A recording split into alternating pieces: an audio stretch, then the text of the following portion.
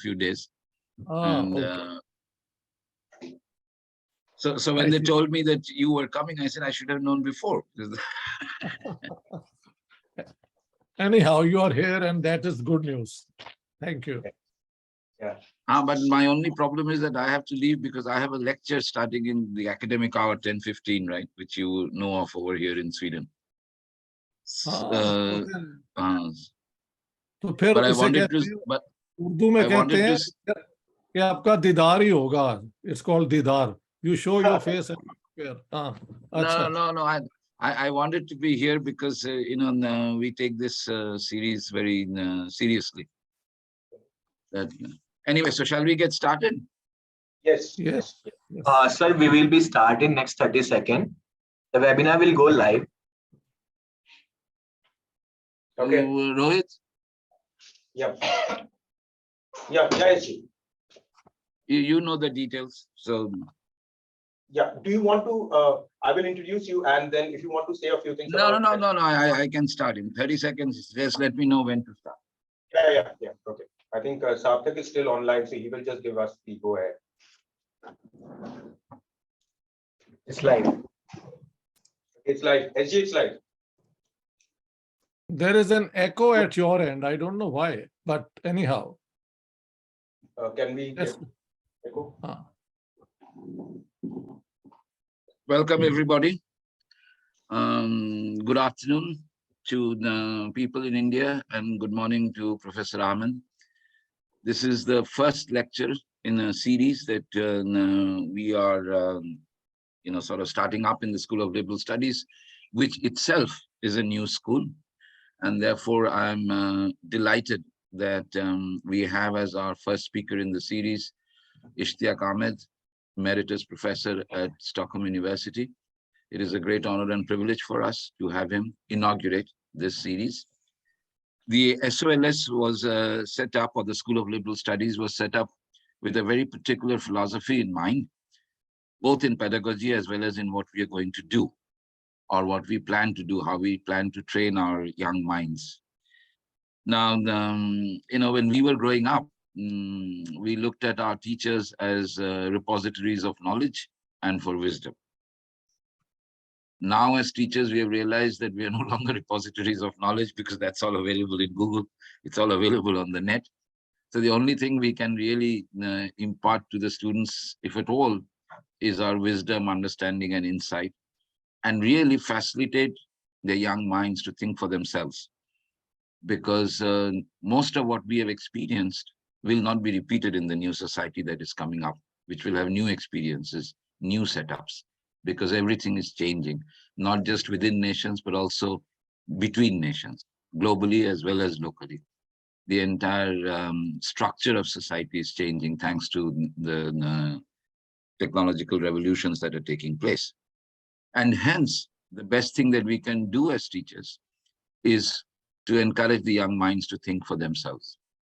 And one way of thinking for themselves is, of course, to practice oneself in listening to different perspectives, looking at different ways, the same things, and encouraging people to discuss among themselves. So discourse is of the essence in the coming future.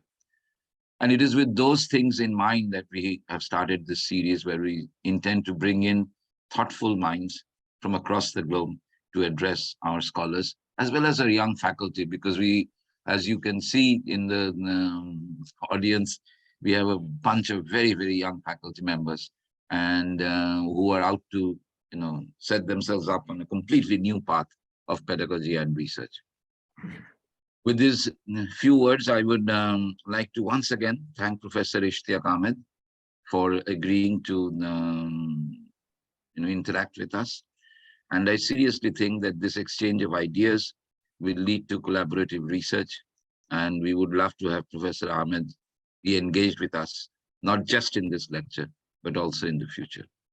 With those few words, I'll hand it over to Rohit to kick off the lecture.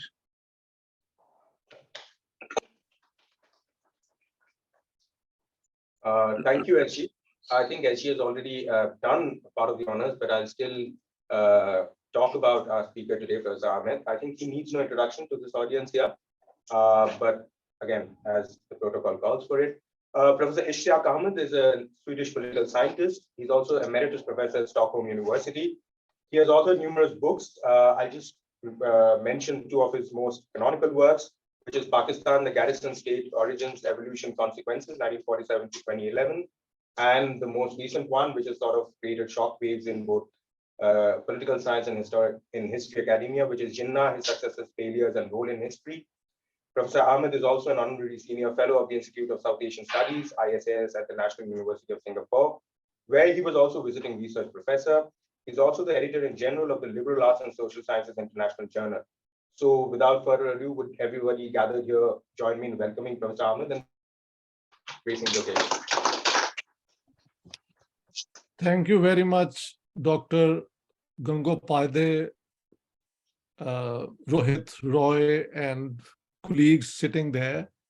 Not so many, but it's very heartening that because of, this is the unintended consequences of many things. Like COVID was a devastation in one sense, but it taught us to survive in a different way. And this webinar thing is an amazing transportation from one continent to another. And I think many barriers have been broken. So Professor Gangopade, what he was saying is that these are the new times. When I was doing my research, we used to have a typewriter. Then came the first computers on which you could only type about 12 pages, save them on a cassette, and then continue. And now imagine, with all these fantastic changes taking place, it's still quite amazing that human beings remain so stuck to the past and to superstitions and religious madness.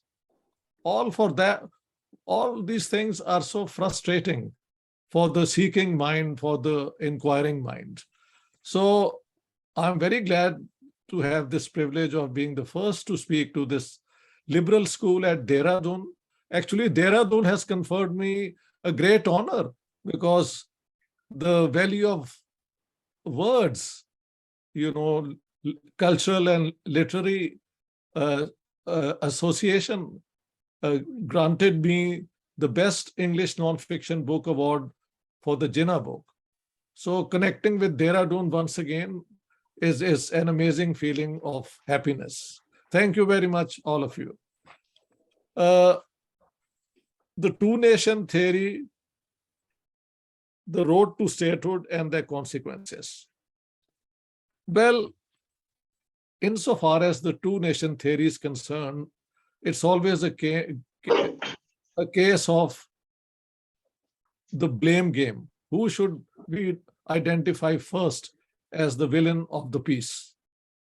And so people can build their cases once they have identified the main villain and then trace the history of the two-nation theory.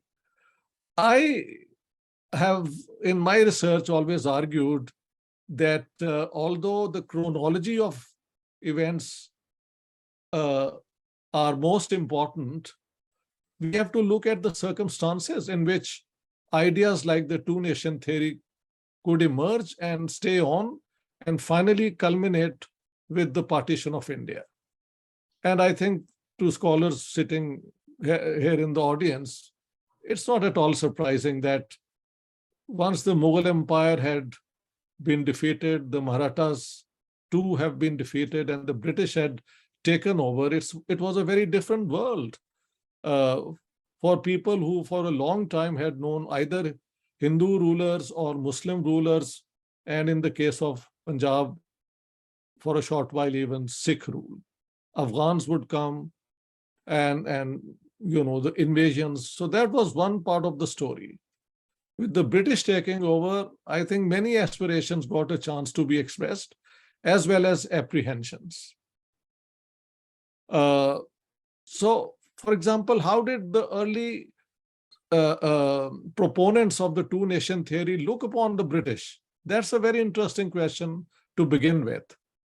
We all know that Sir Syed who was often mentioned as the first to take up this issue, divide India into Hindus and Muslims, at one stage has even said that Hindus and Muslims are two beautiful eyes of damsel India, in one of his poetic moods. But later on, undoubtedly, he became a very consistent supporter of Hindus and Muslims having different destinies. But if you look at already in his formative phase, Asbab-e Bagawat-e-Hind, it's available both in the Urdu text as well as the English translation.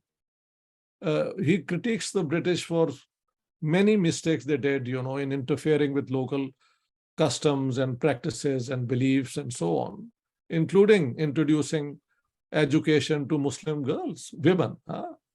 But his greatest criticism is that by including Hindus and Muslims in the same units of the army, you enable them to develop fraternal relations.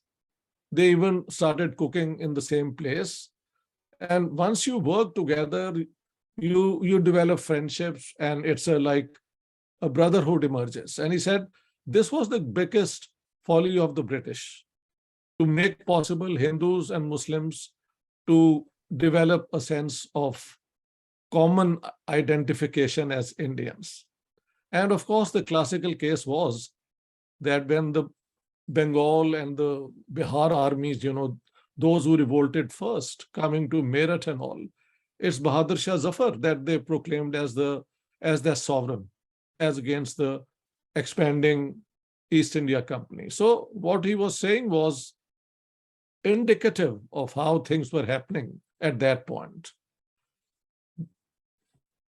This may be interesting to note that this lesson taught by Sir Syed became an article of faith of the British military establishment. At the level of officers, they would let Hindus, Muslims, Sikhs, Christians all associate and so on. But the units were more or less purely Sikh, or Sikh and Hindus sometimes, and purely Muslim. So at the level of the troops, they were kept apart. And that served the British very well till the very end. Now, Sir Syed then, I think it's two things which impelled him to go in this direction of the two-nation theory. One was that in the UP,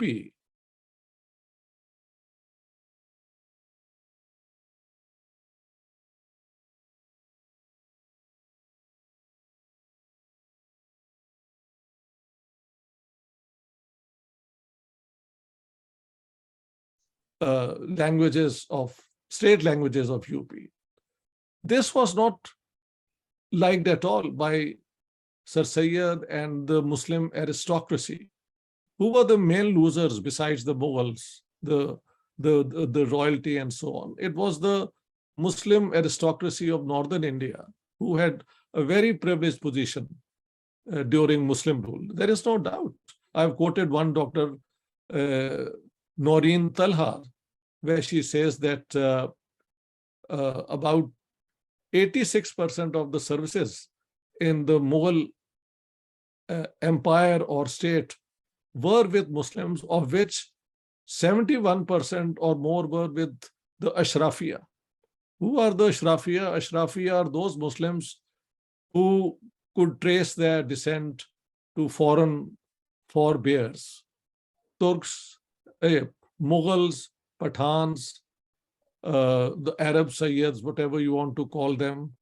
And, there was another category, Pathan, Mughal, and so on. Anyhow, they considered themselves an ethnic group apart from the rest. Most Muslims were converted from Hindu stock, they could be middle class, they could be lower class, they could be sometimes even upper class, caste. But in the general understanding, the Ashrafiya looked down upon converts from Indian Hindu stock, if you want to call it. So Sir Syed then became a strong opponent of this rising demand for Hindi. Simultaneously, when the Indian National Congress was formed, he thought that it was going to be the emergence of Hindu power, because already because of Raja Ram Mohan Roy, the Hindu middle classes, upper castes, you want to call them, had taken to education much earlier than the Muslims. The Muslims were in a negative state of mind. Now that's about 1857, 58 onwards, the changes in Sir Syed.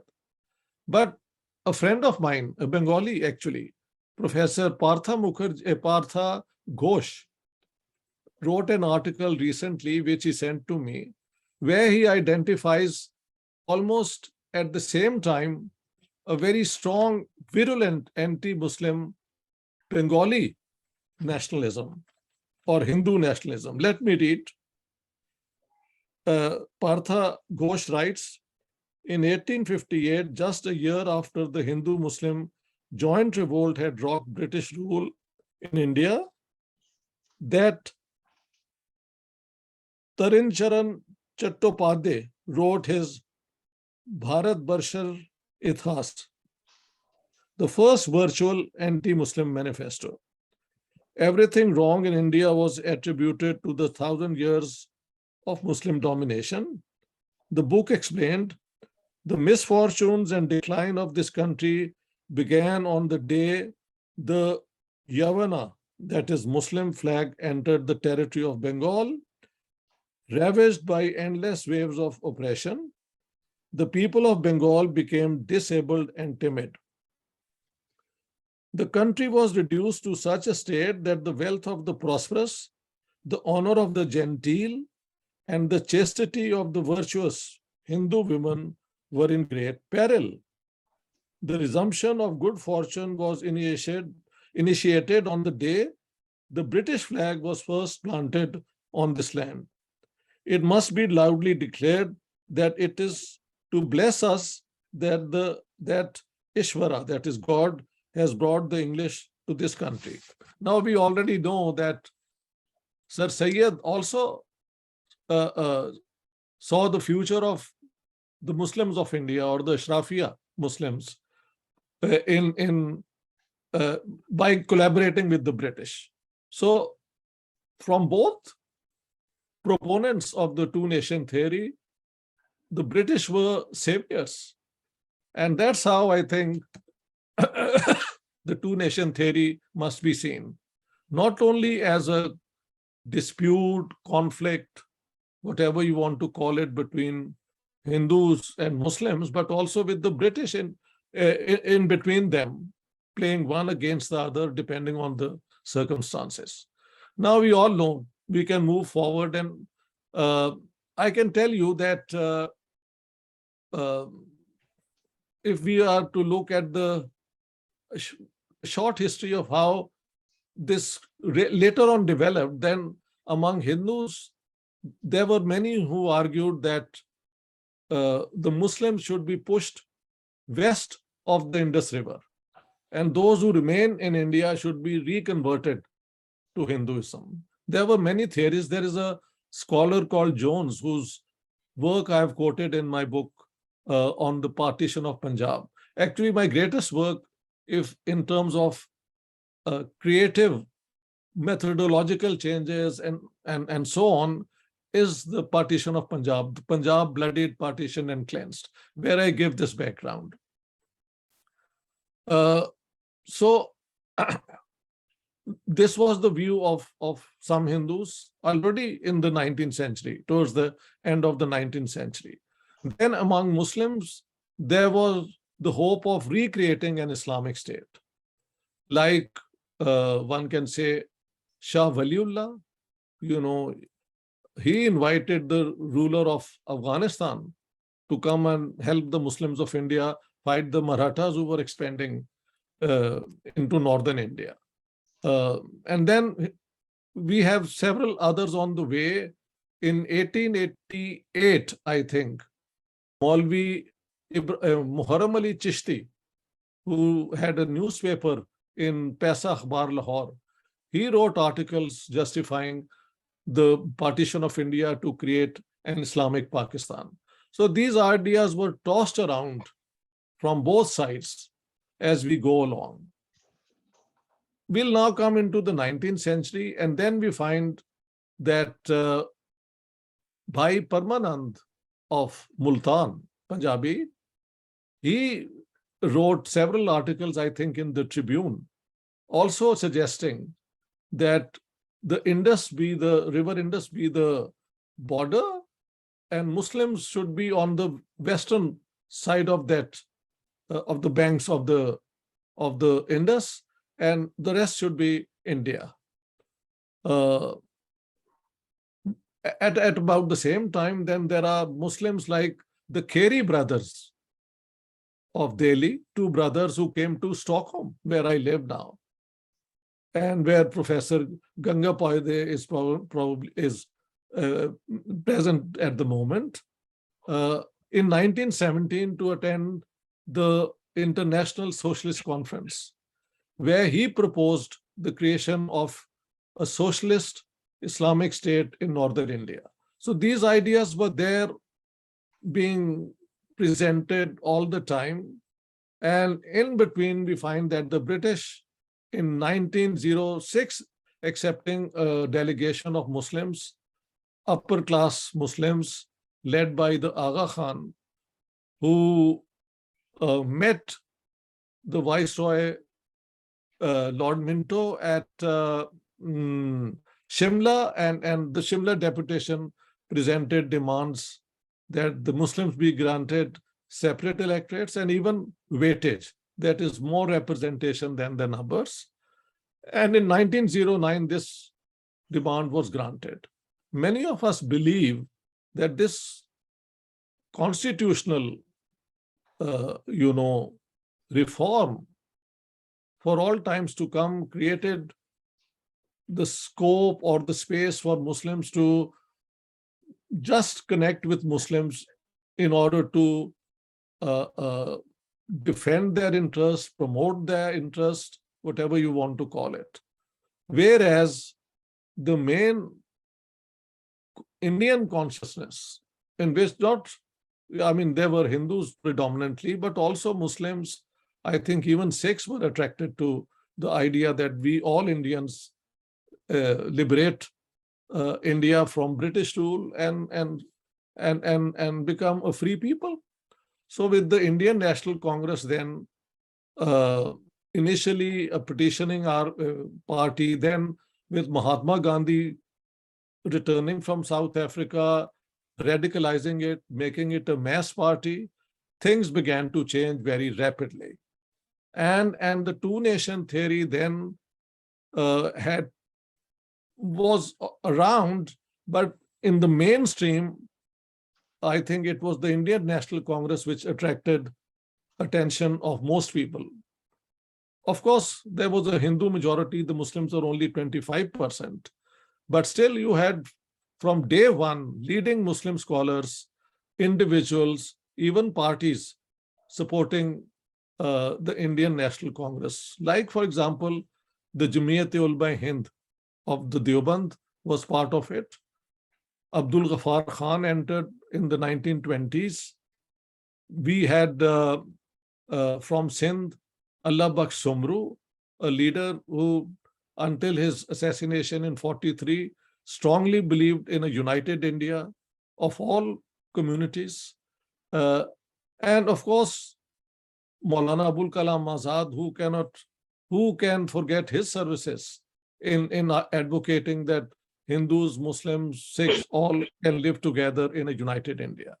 But the Muslim League, which was founded in 1906, remained a communal party interested only in communitarian questions. And this continues till about, let's say, 1935, 36, 37. And I've called that period when Jinnah was already a leader, but having left the Congress in 1920 because he didn't like mass action, He was in the wilderness for a while, but then mostly he was supporting an idea that India was not one nation, but multiple nationalities. And among nationalities, he would include Hindus, Muslims, Sikhs, Christians, Dalits, and the Dravidian people of the South. This is sometimes the nationalities is mentioned. And the argument was that since India is not one nation, there is no need for a strong center ruling over the rest of India. The center should only take care of essential things like defense and foreign affairs and maybe communications. The rest should be given, all residual powers should belong to the provinces, which the Congress found unacceptable, especially with radicals like Jawaharlal Nehru and Subhash Chandra Bose and others emerging as the new type of leaders who were looking beyond self-rule and so on. So the Nehru report, I have argued, was the first declaration of what the Congress wanted as a free India for all, which says that there will be no state religion, men and women will have equal rights, and separate electorates would become redundant if universal adult franchise is introduced. And another argument was that the Muslims were not a minority in the minority sense. They were well represented in 2 regions of India, had their own chief ministers and so on. The real minorities were people who were just 1 or 2%. And so separate electorates only prevents Indian consciousness from developing. And I put on record even British, officers writing that for us it is good that separate electorates are maintained because then the Muslims become our friends. I have quoted this in the Jinnah book. So this is how the triangle, I think, was moving until the 1935 Act is introduced. From a very limited electorate, it is expanded to about 10-11%. 10-11% is still a narrow electorate. But I think about 35 million people suddenly got the right to vote. People of property who paid revenue or had a level of education, those people got the right to vote. And the 1935 Act was still India within the British Empire. There was no question of the British granting it freedom, united or divided. In the elections which took place, both the Muslim League, which was a communal party just for the Muslims, as well as the Indian National Congress, which was open to all, if you look at their manifestos, they are more or less the same. Only that the Muslim League is for a weak center and the Congress wants an effective center. And then while the Congress speaks for all Indians, the Muslim League talks about Muslim interests. Those differences are there, but in terms of social questions and so on, there weren't many differences. Although in 1936, in his presidential address at Lucknow, Jawaharlal Nehru had said that we will abolish zimidari, that is big landlordism, as well as recast India in the light of the Soviet experiment of development. So this idea that India would be not only without zimidari, but may become another Soviet Union type of socialist country, I think not only frightened the landowners, especially the Muslims, who could then opt out if an opportunity existed. The princes, the princely states, how many? I think 565 or 64. But also the British. The British never ever wanted India to be attractive to Soviet communism. Actually, from 1833 onwards, the great game was to keep the Russians in Central Asia and never let them come to South Asia. Imagine the same Russians now armed with an international ideology, expansive ideology called communism. So many, I think the alarm bells rang already in 1936. 37 is the election. The Congress sweeps in the Hindu majority provinces. The Muslim League is routed in the Muslim majority provinces.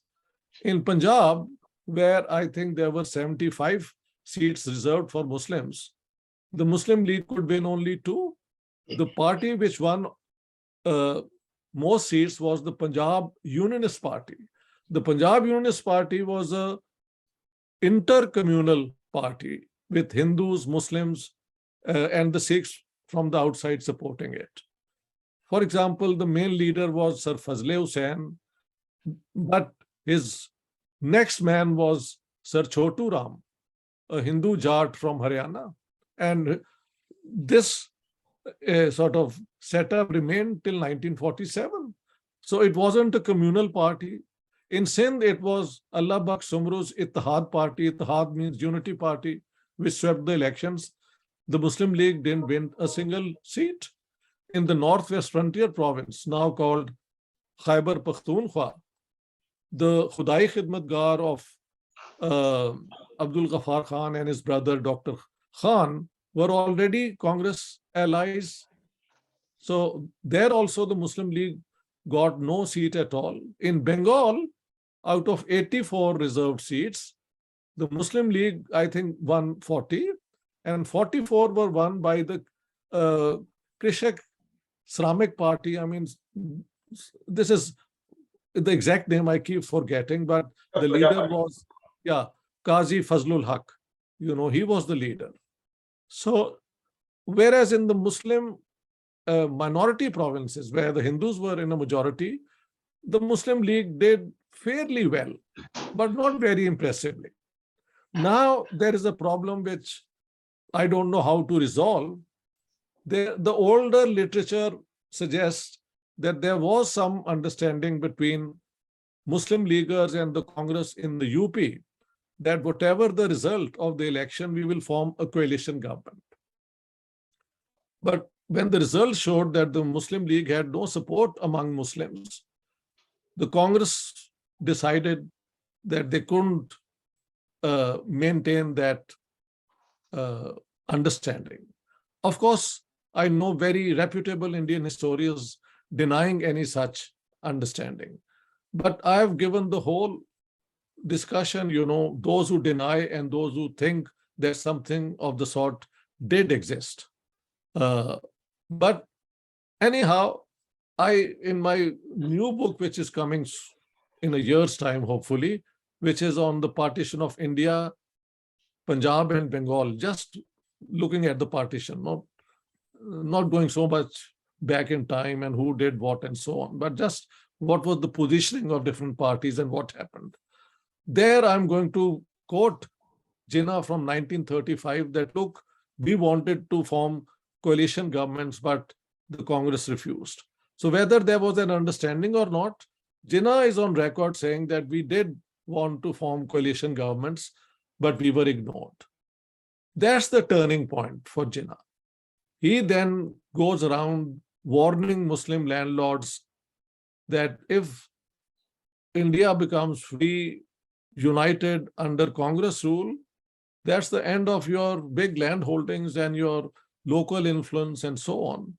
So let the Muslim League be your party at the national level to negotiate, you know, the future of India with the British and with the Indian National Congress. These were the principal parties.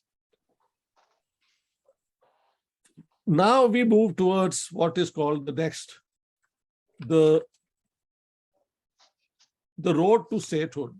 How these ideas now become the basis of a political movement which culminates towards statehood, not India united, but India partitioned and divided, and two, dominions, later on republics, and so on. And I say that Jinnah, I quote, telling the governor of Bombay that from henceforth I'll use communalism. That is, tell Muslims that you are a different people, different nation, and that they had nothing in common with Hindus. And I show that Jinnah from at least January or March 1940, January 1940 onwards, can never again be heard mentioning even remotely that he wants some sort of peace, power sharing deal with the Indian National Congress in a united India. I know there is a book by Aisha Jalal claiming it, but I've shown that she has simply ignored the hundreds of speeches, statements of Jinnah, which fly in the face of such a thesis. The day, let's say 22nd of March, when he delivered the presidential address at Lahore, at the annual session of the Muslim League, the whole speech I've quoted and analyzed as well. It emphasizes all the differences between Hindus and Muslims. That they have nothing in common. They don't marry, they don't eat together, they can't drink water from the same vessel, and the caste system and so on. All those things which were already part of the social, cultural problem existing in society were now politicized to argue that the only way you can prevent a civil war in India is to partition India, give a part of India to Muslims and a part of India to Hindus. And he said that we are giving 3/4 of India to the Hindus. Why are they not willing to give us 1/4 of it? So that's his argument. And then he sort of unflinchingly, relentlessly, from morning to evening, anytime you talk to him, and he's very clear, we want India partitioned because Hindus and Muslims have nothing in common. The Muslims are a political nation by virtue of the Islamic faith. They have their own idea of what is law, constitution, the rights of individuals, the rights of women, and so on and so forth. So such a nation is entitled under the right of self-determination to a separate state. Now the question is, why did the Congress fail to confront the Muslim League? And I would say that there are two things, omissions and commissions. The Congress is guilty of both. For example, the omission is, we can call it a commission as well, that when the Second World War broke out, Mahatma Gandhi went and met Viceroy Lord Linlithgow and expressed sympathy, but this was not liked by the Congress leadership. And they said, unless you transfer power to us, and the argument theoretically is very interesting, that you say that you are fighting German fascism for freedom, but how can an enslaved people fight for your freedom unless they are free themselves? So the argument, intellectually speaking, is very accurate. But did it fit into the balance of power, the demographic structure, the way the state services were already structured? Muslims were overrepresented in the army. Although 25% of the population, they were anywhere between 38 to 42%, depending which year we are talking about. Dr. Ambedkar even mentions in his book on Pakistan that 70% of the army is Muslim, which was never true at any stage. It was always less than 42% has been the highest, but 36, 38 has been the normal strength of the Muslims in the British Indian Army. Anyhow, also in the police, the Muslims were overrepresented. This is the classic way for an imperial power to maintain law and order, by having more minorities on their side. to keep the majority in control. This happens everywhere. I mean, if you look at the world, how the French dealt with the Middle East and all, I've shown it. Minorities become important for the imperial power to do their game. Anyhow, so when that happens, Jinnah goes and offers his services to Viceroy Linlithgow, but demands that the British make a commitment that at the end of the war, the Muslims will be granted the right of self-determination, which, by the way, Linlithgow never did, or probably could not, because at that time, the British were not even willing to give India a dominion status. I've quoted in 1943, when the second last Viceroy, Lord Wavell, came, Linlithgow, who was leaving now after having crushed the Quit India movement, told him that we are here for another 30 years. That means 1973, and then they would have considered whether they wanted to leave India. Why they couldn't, we know. The Second World War, destroyed their economy, put them under great debt to the Americans, and the American pressure then forced. We come to that later, maybe in the questions or as I wind up. So what I'm saying is, and Jinnah himself is on record saying, until now it was Mr. Jinnah, Mr. Gandhi, Mr. Gandhi, Mr. Gandhi. Now they are laying the red carpet for me. And Linlithgow says that in the promotion of Jinnah, I had a personal stake. So on both sides, it is recognized that they need each other to confront the Indian National Congress. The Congress then commits another major blunder, I think, of which maybe some of you may find this controversial, but the fact is that Subhash Chandra Bose, already before he left for Russia and then for Germany and Japan, wanted an armed uprising, which the Congress knew that it was too much adventurous, but the pressure created by Subhash Chandra Bose and many other radicals was so much that finally, in August 1942, the Congress announces Quit India, that the British should leave and Indians should take over. Now, the truth is that Linlithgow could use his whip and use it very effectively. Thousands of people were arrested, whipped. I think many were executed, but they crushed the Quit India movement. The Muslim League kept away from it, and there were many many conservative, propertied Hindus who were also opposed to the Quit India movement. This is all on record.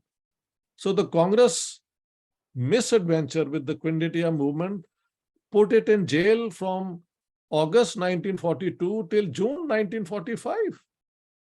Now, this was like leaving the field entirely to the Muslim League and to the British to promote it.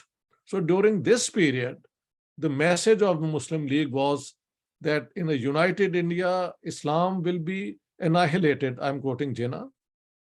That the Muslims will be obliterated. Obliterated is also a synonym of annihilated. So we need Pakistan to defend ourselves and Islam. This is the argument. And if you do it from morning to evening, it's bound to affect people.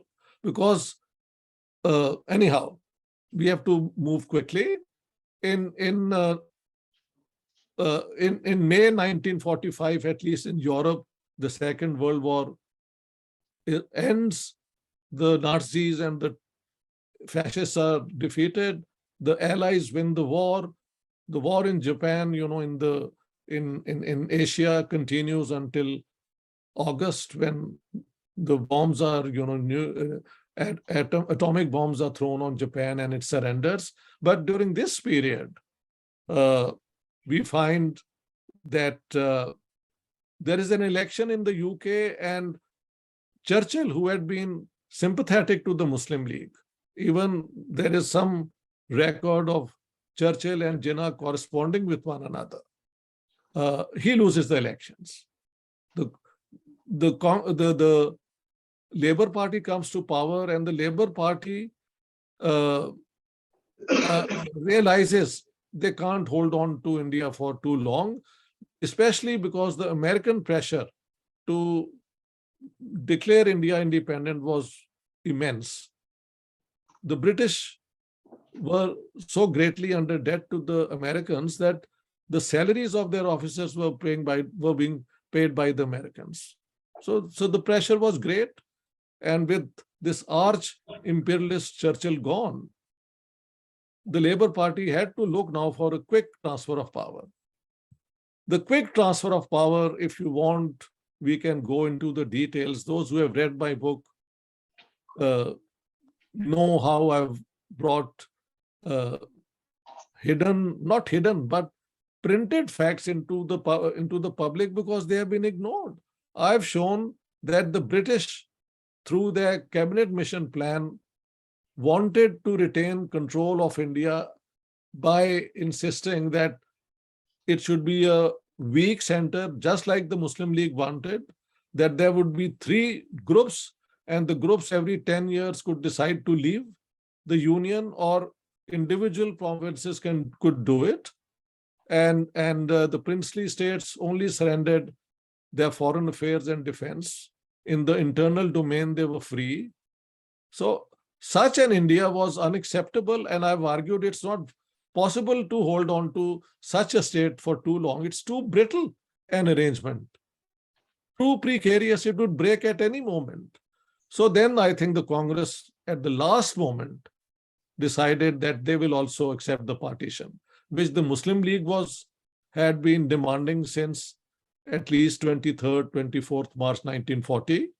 The Sikhs of Punjab 1 week later in 1940 had demanded the partition of Punjab, and on the 8th of March 1947, finally, the Congress High Command supports the Sikh demand for the partition of Punjab, but then it also demands that Bengal should be divided, because there was some plan to have a greater Bengal. And Congress then joined hands with the Hindu Mahasabha to prevent that. So that's how the partition takes place. And India wins freedom, but in a fractured manner. 2 states come into being. So what is the nature of the state then? First Pakistan, and then its impact on India. I've argued in the Garrison State book and now in the Jinnah book that if you create a state in the name of a religion, and also a religion which historically has been very close to the state, and which has a comprehensive structure of laws, social practices, and many other requirements, on a daily basis, like 5 times prayers and so on. If a state is created in the name of Islam and Muslims, there is no chance that once it comes into being, you can just cast aside that basis of the state. And people quote Jinnah's 11th August speech, where for the first and last time, there is no mention of Islam. And he says that in this great state of Pakistan, Hindus will cease to be Hindus and Muslims will cease to be Muslims, not in a religious sense, because that is a matter of private faith, but as citizens of the state. Well, if that is true, then why for 7 years say the Hindus and Muslims can't live together? And if they do, there will be civil war. So he was negating his own arguments, but Jinnah could do that throughout his life. Depending on the political context, he could change the position and take another one and would never accept the contradiction. And more importantly, this idea was never repeated again. I've quoted 6, 7 occasions where Jinnah brings back Islam as the basis of Pakistan. So this is a myth I've exploded as well. But Pakistan having been one in the name of Muslims, was the Muslim community homogeneous or more united than Hindus who we know were divided by caste and so many other things? No. Within the Islamic heritage, legacy, there are as many divisions as maybe the caste divisions are among Hindus. And for example, Shia Sunni faith differs on many important things. And actually they have as much conflicting views of heroes and villains as do maybe Hindus and Muslims, if you want to look at the way they look at the heroes and the villains. The Shias and Sunnis almost never share the same heroes, except one or two, that's all. Then among the Sunni Muslims, who are the majority in Pakistan, you have the Barelvis, who are into saint worship or saint veneration, let's say. Then you have the Deobandis, who are reformist, and then you have the Ahle Hadith, who are even more puritanical in their ideology. And all of them end up accusing the other of heresy and even of being non-Muslims. So though all those problems came to the front now when it was a Muslim majority state, I'm for the moment excluding East Pakistan, because East Bengal was attached to Pakistan at the very last moment. And it's only good they went out of this union. I wish it had not been in such a bloody manner. But there was no point having a state with two separate zones and no industrial base, nothing to connect them except this tenuous idea of both being Muslims. And that proved very brittle. They broke away. So if we come to West Pakistan, which is, they say, 96% Muslim, 1.6% Hindus, 1.78% Christians. The Qadiani or Ahmadi group, they count as about 300,000. The Qadianis say there are 10 million. God knows what is the truth. And then there are maybe some other minor sects. 96% Muslims have not been able to agree on how to have a constitution which is both democratic and Islamic. And I have argued that you can either be a secular democratic state or you can be a Muslim Islamic state, which is not the same. Because if you try to combine the two, it's neither fish nor fowl. And that's the problem with the Pakistan constitution. Many of its declarations on human rights are identical to the Constitution of India and many other parts of the world. But then there are other provisions like that Pakistani state will work for the glory of Islam, and,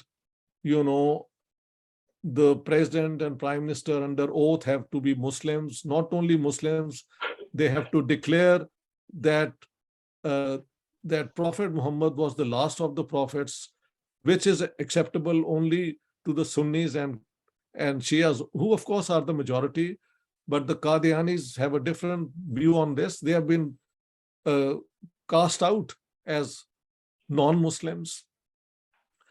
And unfortunately, after the Afghan jihad and radicalization, there has been sectarian terrorism and attacks on minorities and so on. So Pakistan has become majoritarian, and in a very strong sense, extremist sense. How has that been for India? India started with its vision of a new India in which everyone, irrespective of his religion and so on, if they belong territorially to the same area, they were Indians. And the human rights and the rights granted under the Indian Constitution are fantastic. They are not bound by any religious dogma. Respect for all religions makes sense given the fact that our regions are so religion fixated. So something has to be done about that. But the secular constitution and then the governments which came into power were accused of developing vote banks and Muslim appeasement, which I've always questioned. Because if you look at the Sachar report, it said that although the Muslims were 14% of the population, they are employed less than 5% in state services. And if you look at the BJP now, it doesn't have a single elected member of parliament who's a Muslim. So with the rise of Hindu majoritarianism under the BJP, not so much under Vajpayee Saab, but under your current prime minister, there is obviously that sort of majoritarianism targeting especially Muslims. And so India is imitating what Pakistan developed much earlier. And for people like us who have always admired India and its secular institutions and values, this is a tragic day. I think I'll end here and invite questions and comments.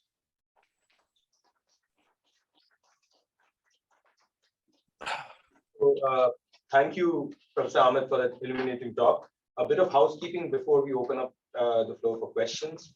So I will ask one question and set the stage. After that, we invite questions. And if I may request all of you, if you're asking a question, could you please introduce yourself before you do so? So, Professor Ahmed, one question to set the floor. This is a bit of a curveball. So I was wondering whether I should be asking this, but since you have now broached the topic twice, I think in our conversation. So as you can see on your screen, and as Professor Gangopadhyay mentioned, we are a school of energetic and young academic scholars and students here at the School of Liberal Studies at Dehradun. So this might be very relevant for us. And I'm thinking here particularly of the reception to your work when it came out, especially the Jinnah book. The criticism, or rather a critique of Aisha Jalal's work, suggesting that Jinnah was merely using Pakistan as a bargaining chip, had been building up for a while. I mean, you have been writing about it. I'm also thinking of Venkat Dhulipala writing about the new Medina. And yet, you were dismayed, but I was also surprised when Aisha Jalal's response was that because you're a political scientist, she will not engage with you. Without wading into the personal controversies around it, what I want you to sort of talk about is what are the ramifications, and you know, when we think of academic disciplines, because at SOLS we really are doing transdisciplinary work, cutting across disciplines. When somebody says that, you know, we have to maintain our disciplinary frontiers, sort of guard them, what are the ramifications of such a statement and research moving ahead? If you want to sort of shed light on that. I mean, what she said, everybody who has any sense, who has any academic background, realized that she was just finding an excuse not to be in a panel with me because she has no legs to stand in terms of the evidence which she has not given. I mean, she has to explain, okay, I can understand if she has a theory that all these speeches that Jinnah made were actually not meant to be what they suggest in the normal understanding of the English language. What does a sentence mean? What does an argument mean? He meant something else. But by ignoring all those speeches and then without giving any evidence, even one evidence, except when she comes to the cabinet mission plan. And I say, even in the cabinet mission plan, Jinnah is as responsible for its failure as was the Congress, because he accepted the cabinet mission plan, but the interim government was hardly a government in which all ministers were cooperating, one thing. Second, he said, we will not go to the Constituent Assembly to frame a constitution for a united India. Now, that was part of the cabinet mission plan. The Congress refused to accept the cabinet mission plan, as I've already explained why, and I think they were right. And it has proven right for India also, that they now have an India integrated that they can deal with in a far more effective manner without a Muslim League type of opposition all the time playing the communal card. So Aisha Jalal simply advanced a thesis by suppressing. I've said there are two sins in academic we can never forgive. The first is you write something, Rohit, and I publish it in my name. That's called plagiarism. That's easily identified. The second is that you advance a thesis by suppressing relevant material which would contradict your thesis. For me, the second is as unforgivable a crime as any. The question is, why did Aisha Jalal and nobody challenge her? Well, that's interesting. In Pakistan, they did. The mainstream Pakistani historians, reputable, good people, and I've quoted Dr. Skandar Hayat, charismatic Jinnah, Dr. Farooq Ahmed Dar, his book on Jinnah, and there are many other books where their argument is, it's a bit of it is hagiographical, that is praising Jinnah all the time. What they do is that Jinnah single-handedly defeated Gandhi, Nehru, Patel, Rajinder Prasad, you name it, Maulana Azad, and so on. But they don't mention that he could do it only by siding with the British. That's missing in their way of projecting Jinnah. But insofar as Jinnah being central to the demand for partition and emphasizing and getting it done, there are no two questions. And I learned later on that in India, Professor Salil Mishra and many others had also published material, books showing that Aisha Jalal was in the wrong. But since I'm a Pakistani, I, having found that and done it in a way nobody else has done, has made it very difficult for her to face me in any panel. We have tried it many times. This is the lamest excuse is that he is a political scientist. Nobody has accepted this, and nobody with any sense, because history and politics is organically limited, connected. And what is history and what is politics? Can you divide such a line and say, well, he's a political scientist? That's not even amusing. It's ludicrous. Thank you for that response. We'll keep trying at SOLS to get both of you on the same panel.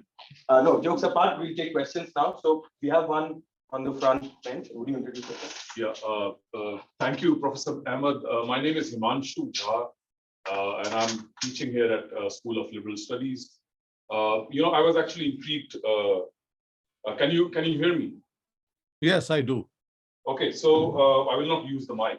I was actually intrigued, and you were talking about it, and it kind of brings me to the question of counterfactuals that we use in history and political science, the what if question.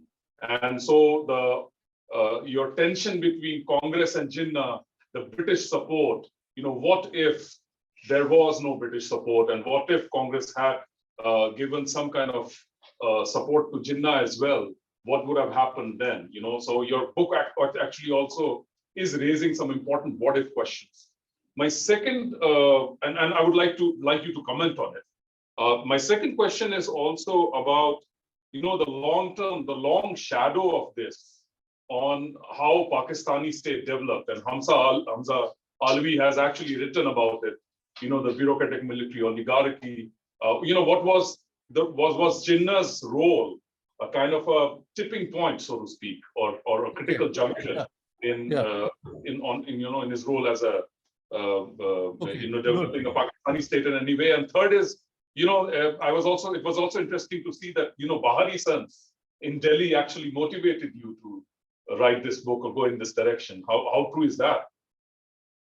Well, Bahari only wanted me to write a book. I said, this is the idea I have. So that's all. That role is only to invite me to write a book for them. Choosing to write Jinnah is my decision. Apart from that, Bahari has no other role in that. So to begin with the third question, about the first question, what if this, what if that? I can spend the whole day with ifs and buts. What's the point? Right. All I have shown is that this is what happened, and that's what is relevant. For example, let me say like this. Did the Congress not several times approach Jinnah that let's keep India united? We give you all this, you become prime minister, you do this, you do that. And I've shown that Jinnah deliberately rejected all those proposals. For example, in January March 1940, 3 leaders met at Jinnah's place. I'll give 2 examples. And this is Dr. Ambedkar and Periyar, the Dravidian leader, and people were hoping that they will form an alternative party, national party to the Congress. After 3-4 days of negotiations, nothing came out of it. And Ambedkar apparently turned against Jinnah from that time onwards, saying that the Muslim idea of brotherhood is only for Muslims. It's not for all human beings. So these are bitter things to say. And Periyar is also on record very disappointed that Jinnah didn't want to form a party with them. Mahatma Gandhi on 16th of January wrote a letter which I've quoted. My dear Qaid-e-Azam, I address you as Qaid-e-Azam because most people are calling you by that name. I hate to call Indians by Mr., by this title. And then he goes on that you are the only leader of any stature who can actually lead Indians with an alternative democratic, a democratic alternative to the Congress. The Muslims, the Dalits, and the Dravidians think that this is an upper caste, northern Hindu, northern upper class Hindu dominated party, the Congress. You 3 form an alternative party, but for a united India. And Jinnah spurns it. So that's another example. Then during the negotiations, I've quoted from 1937 to 39, there are many offers that we are willing to accept that the Muslim League is the biggest party of the Muslims, but we can't ignore that there are other Muslim parties also who are our allies. For example, how could they disown the Khudai Khidmatgar who had stood with them all that time? What about the Jamiat-ul-Ulama-e-Hind, a pure Islamic party which stood with them? Then in the Punjab, there was the Majlis-e-Ahrar, which were steadfast supporters of the Congress. Then Ittihad party in the Sindh. How could they deny their presence? But Jinnah insisted only you have to accept that the Muslim League is a party of all Muslims. Not just that, even Subhash Chandra Bose's communication I show, he says to Subhash Chandra Bose, you have to accept that the Congress is a Hindu party. Now, is that a basis for this if and but sort of game going on? It's very clear. Jinnah had decided not to have any such compromise at all. The Second World War came in very handy, and Congress made some blunders, which I've told you. So that part, ifs and buts, don't interest me because it's a waste of time. But I'm glad you took it up because I've quoted now all the reasons why it makes no sense. What was your second question? The third one I've already answered. Yeah, the second question about Yes. I remember. Yes. Yes. I've said that the destruction of democracy in Pakistan begins with Jinnah. Because he decided at the last moment to be the Governor General of Pakistan. Fine, okay. He didn't want Mountbatten, suspected him. We can agree to all that. But he could have strengthened the parliamentary system by choosing to be a titular or ceremonial head of state. He doesn't. He makes Mountbatten amend the 1935 Act and I think the 18th July 1947 Act to confer on him powers which even the viceroys never had. And with those powers, then Jinnah dismisses an elected government with a majority in the House in the Northwest Frontier province because it was a Congress Khudai Khidmatgar elected government and there was no law and order situation. So none of the preconditions for dismissing an elected government existed. But he used his powers. He even dismissed a Muslim League government, this time in Sindh, where Ayub Khodu, who was the chief minister, was opposed to Karachi being taken over by being declared federal territory. He said it's the only major city of Sindh and it should remain in Sindh. Jinnah didn't like that, threw him out, went to the East Pakistan and point blank told them, look, Urdu will be the only national language of Pakistan, full stop. And that's the beginning of the Bengali disenchantment with Pakistan. They were 55% of the population. And Bengalis are not conversant in Urdu, whereas Punjabis are, maybe Pakhtuns and Baloch also, who went to Aligarh and all, but not Bengalis. So all these things are what is known as the vice-regal system. And then Hamza Alvi's, I think that is a useful framework, bureaucratic military oligarchy. After assassination of Liaquat Ali Khan, an aristocrat from Haryana, who became prime minister on the 16th of October 1951, then the civil servants take over with the help of the army, but basically the civil servants. And they make and unmake government as they please. No elections are held. No constitution is framed until 1956. And when finally there is a constitution, it's not promulgated because there are no elections held and the military takes over.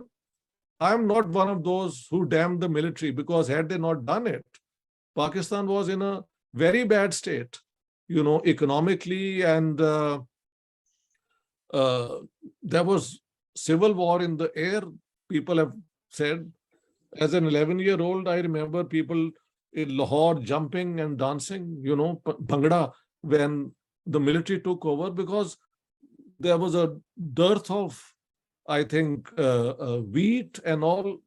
Things were really bad. And I think in East Pakistan and as well as in West Pakistan, the floods had hit people on a large scale. So things were really bad. Ayub Khan came and provided security. Of course, it means you don't have a democratic regime anymore, but an effective regime which could deliver. But then they went to war over Kashmir. And all this, I think, is Jinnah's legacy because what he taught the Pakistanis was that the Indian National Congress, later on, India were out to undo Pakistan.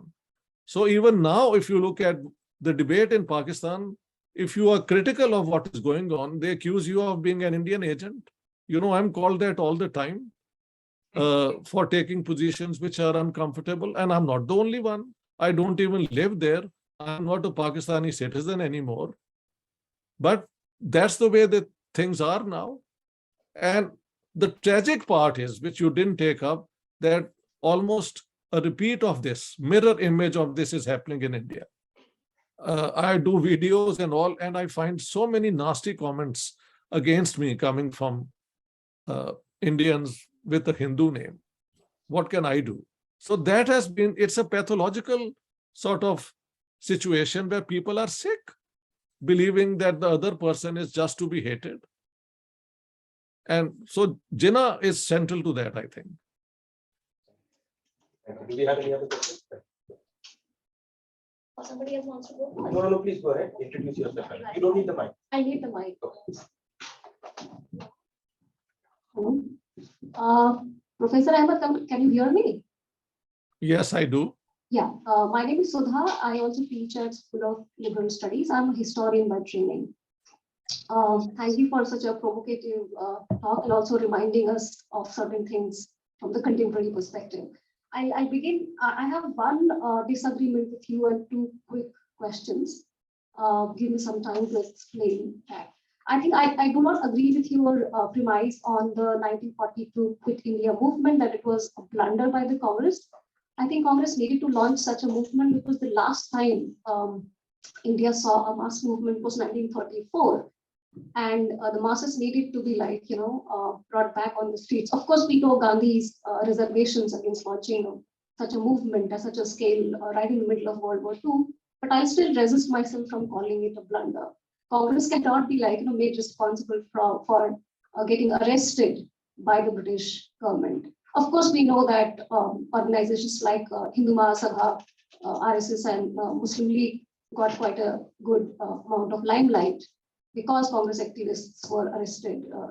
But then again, calling Quit India movement as a blunder, I think is quite far-fetching. The two questions that I have is, I'll start with the third one, and then I'll move on to the second one. What is the way forward? Like, you see whatever is happening in the subcontinent in recent times, and you have shared some of your experience. What is the way forward that you see? Let me explain what I'm trying to ask here. No, don't start commenting too much, because Okay, then I have to keep in mind what you are saying, and if you keep on going on, it would be difficult to return to your main questions. Just pose the questions. What is the way forward? How do you see? Good. The third one. Yes, the third one. The second one is more like a methodological question that I'm asking. How do you see using speeches, political speeches as a source to write history or to comment on political events? I'm asking that question because you have given a different interpretation to Jinnah's 14th August speech. So in that sense, if you can comment, because we have young students sitting in the audience, it might be useful for them to understand how to use speeches in research. Yeah. First of all, your reaction is to the Quit India movement. I can very much understand, because the way you are also trained to look at what the Indian Congress did and the leaders did, you are not able to independently assess. Look, if the whole idea was that the Quit India movement would mean the end of British rule, then it was a major failure. So if there was an objective to it, then that was defeated. That's what I'm saying. The second is, which was the unintended consequence, that when the British put the Congress in jail, for 3 years, there was no Congress alternative to what Jinnah and the Muslim League was saying. So who cashed on it? And what about the British? Their hold on India remained firm. If you don't like that, that's your own problem. But if the Quit India movement's objective was to get the British out, well, then it was a total disaster. That's what I'm saying. I look at it as a disaster because it facilitated the partition demand. For me, that's a different angle. So that's the way I look at it. The second thing is, what was your second question now? Or your first question? Well, what do we do from now onwards? Well, if you understand how things have happened and where they are leading, I think this is some sort of slow motion cultural fascism emerging in both India and Pakistan. In Pakistan, it is even has support among influential elements of the establishment. I'm sure they do have it in India as well. There is going to be a bloodbath unless the state, the civil, the law and order, the minorities are taken care of. That's it. And what was your third concern? Using speeches. Yeah, speeches. Can one use silence to understand the mind or the thinking of a person? That's the question. If you want to know what a person thinks and wants, you either go to his speeches, written, published, whatever. Is there any science, social science, which says silence is, unless you are a psychologist? How else are you going to substantiate a thesis, test a hypothesis, except by the words used, and the words must have a meaning, grammatical, syntax-wise, which should mean what he is trying to say, unless you have some grand conspiracy theory that this was all for the gallery and actually this is what he meant. Good. Let us show us if Jinnah had any such thing. I've asked Aisha Jalal, come up with something, and she can't. So this question, how to use a speech, of course you must use speeches because that's where the ideas and the arguments are presented. How well you analyze depends on your training, how much of political theory you understand, how much of, the language used you can grasp, things like this. So for me, this question is a very strange one to ask. I've never met anyone who said that silence is the way you can study Gandhi or Nehru or whatever. I did not imply that. I just wanted to get some of your own methodological. Anyhow, I've answered your question. Yes, yes. The Thank next you. one. Yeah, there's one question there. Can I get the mic?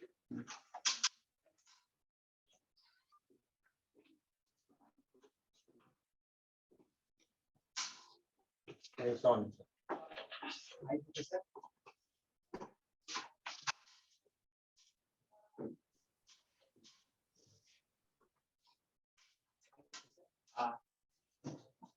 Would you just want to shout? Yeah, hi, Professor. Very nice talk that you gave. It was very informative for us and was very bold, in fact, I would say. I have 2-3 questions. And if I have 2-3 questions, I'm a research scholar here. So my first question to you is, how much do you think the cause of Urdu has played a role in Jinnah's two-nation theory? And also, I would like you to comment on Sir Sayyid's view on this also, because he was the first one who sort of started the Urdu movement, so to speak. And the second question would be, how do you think, was Pakistan never a bargaining card for Jinnah? Because initially Muslim League were not so much, they were not so much into representative democracy was not there. They were not so much represented in the center and as well as in the provinces. So do you think that it was never a bargaining card? And the third question would be, so also I would like to invoke Sir Sayyid's role in two-nation theory, because his role in uplifting Muslims educationally. How do you see that? Was it only restricted to that, or because I remember his 1888 speech where he sort of mentioned that both Hindus and Muslims cannot share the power. So these are the 3 questions. Thank you so much. We begin with Sir Sayyid. Of course, Sir Sayyid is the one who takes up the cause of Urdu, and he declares that Urdu is the language of the Muslims, because the Hindi movement in UP was led by Hindus, understandably. But instead of realizing that these are 2 scripts of which the spoken language is Hindustani, of course, literary Hindi is different and literary Urdu can be also different, but the language people use everywhere. When I come to India, I never have any problem going anywhere and talking to people. The language people speak in the streets, in their shops, and it's Hindustani.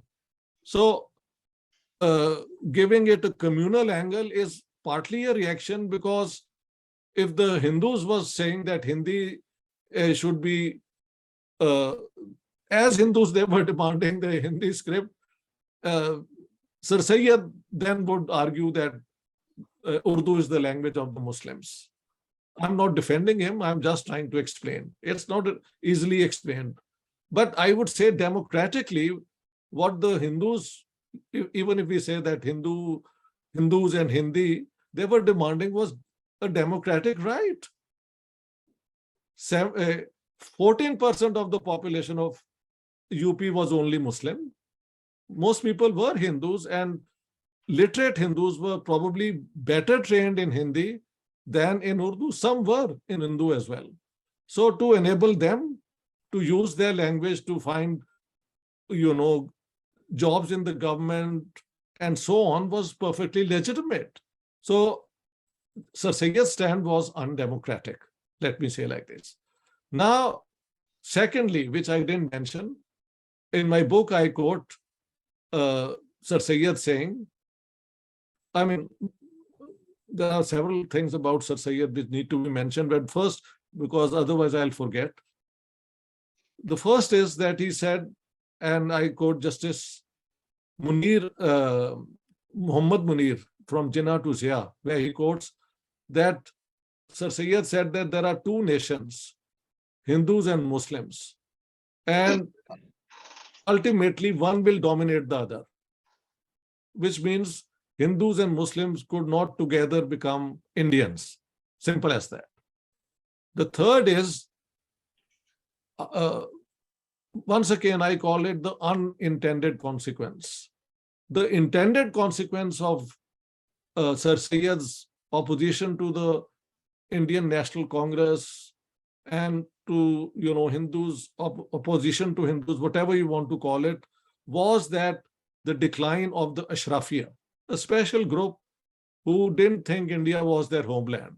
They had come as conquerors, as priests, or whatever, but they were just there because they were part of the victorious group, we can call them, okay?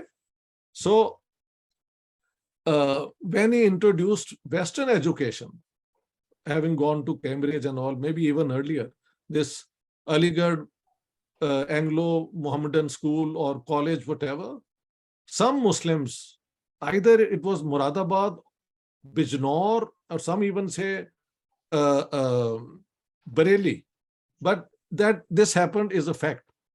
The city or the town, I can't remember now, they wanted to have such a system of modern education introduced in their town. And what they do is they invite Sir Sayyid to inaugurate this school. When he came to this town, they had the Muslims of that town were using the courtyard of the mosque for the school. They were poor people. And he said, who are these people who will have this Western modern education? And they said, Muslim children of shopkeepers, artisans, Ashrafia, I mean, whosoever.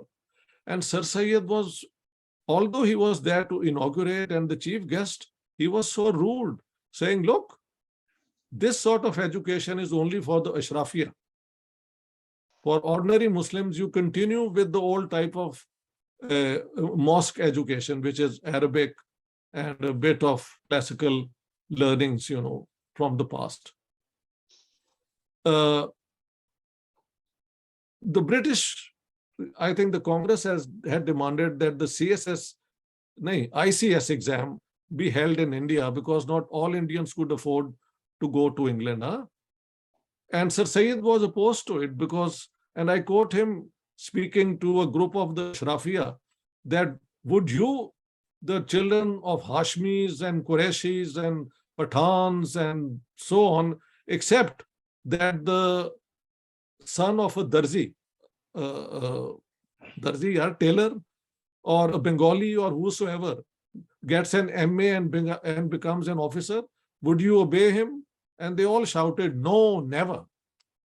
Third, he was rabidly opposed to the education of women and said, do we want our Muslim women to become clerks in the telegraph office or nurses and so on? And then once again, that Ashrafia said no. But what is the unintended consequences? The fact is, the Ashrafia were a lost case.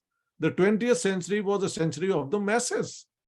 So the Aligarh movement then started admitting people from all over the subcontinent. And that meant middle-class people also who sent their children. So definitely in the modern education which the Muslims acquired 70, 80 years after Raja Ram Mohan Roy had started his reform, Sir Sayyid is the one who introduced this. But for him, it was only meant for the Ashrafia. But the 20th century was a century of the masses.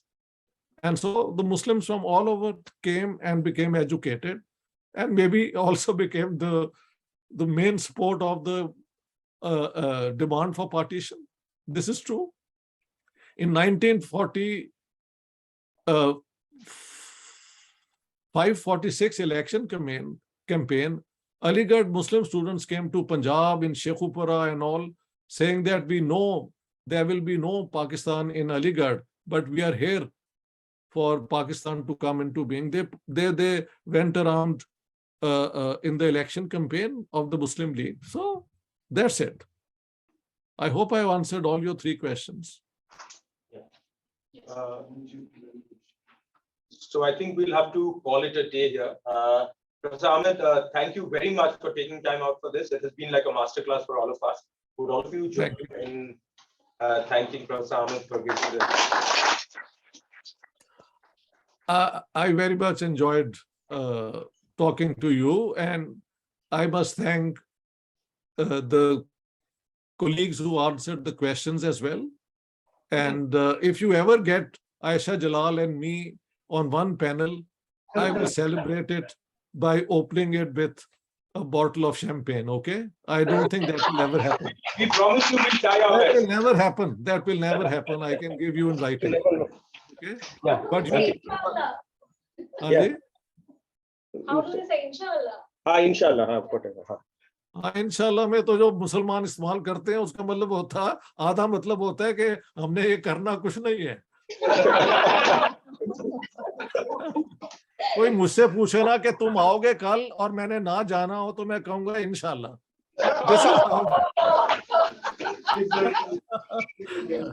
तो इंशाल्लाह is already half admission कि वो नहीं आएगी कभी, वो आ ही नहीं सकती यार। She will never do it. अब इस पार्ट को एडिट किए बगैर तो नहीं आएगी। हमको इस पार्ट को एडिट करके उन्हें बुलाना है।